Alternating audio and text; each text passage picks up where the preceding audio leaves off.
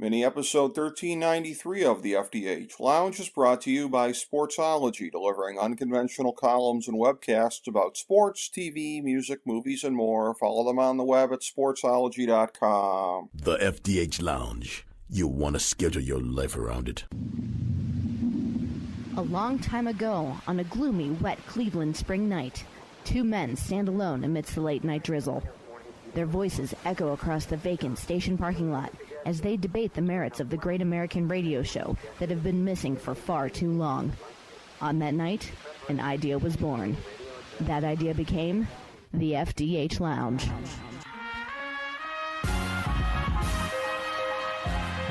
Welcome to the FDH Lounge. Welcome to mini episode 1393 of the FDH Lounge. This is FDH Managing Partner Rick Morris here with our Succession episode 3.2 preview. Here's our top 5 notes coming out of a very exciting season premiere. Number 5.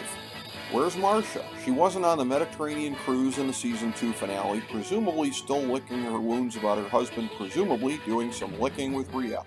But for a woman who started season 1 as the power behind the throne when Logan had a stroke, her absence is jarring. None of the characters even seem to think about her not being in the picture, which is pretty wild since she always had her finger on the pulse with Logan, again until Rhea came into the picture. Whether or not she reconciles with Logan, she's going to play a role in the family's civil war. Of course, she may have to join the old guy in a country with no extradition laws if she wants to get back together with him. Number 4. We still know nothing more about the role that Stewie and Sandy will play in the process. Obviously, we know that this chaos plays into their hands, but there was no direct look into their world as this news hit. Hopefully that's not too far behind, because all of the viewers would love to be a fly on the wall of their war room now that the Roy family civil war is happening amidst the takeover battle. Number 3. Shiv and Tom are, collectively and individually, a mess right now. Tom's still raw about the disrespect that he's taken from Shiv over the course of their relationship, and he's strangely a bit lost without cousin Greg to lean on and also abuse. Shiv is feeling the regret of causing Tom's unhappiness, as well as her own faltering feeling about where she slots into her father's power rankings. Failing to seal the deal with her lawyer friend cost her the chance at the big seat, and probably pushed her and Tom further from the center of power at this time. Number 2. TV's oddest couple, Roman and Jerry, are at opposite ends of the spectrum right now. Of course, as Jerry protests, there's nothing between them at the moment that is not deniable on her part. We'll see how long that lasts. But she got the big seat that she explicitly didn't want at the start of season 1, even as it's clear to one and all that it's for a limited time and pretty much a charade to fool the shareholders as Logan continues to pull the strings.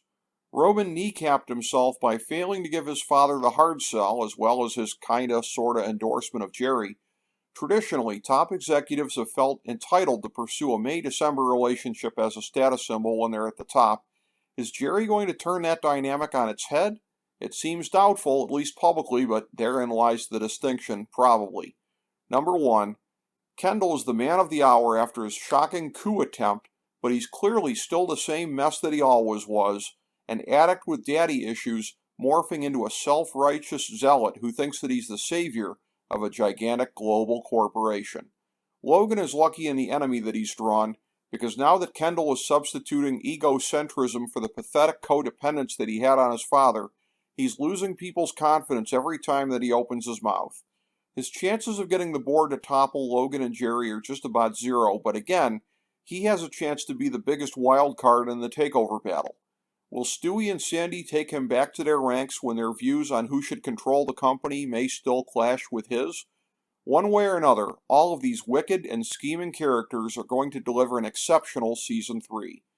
Thank you for joining us for this mini episode of the FDH Lounge.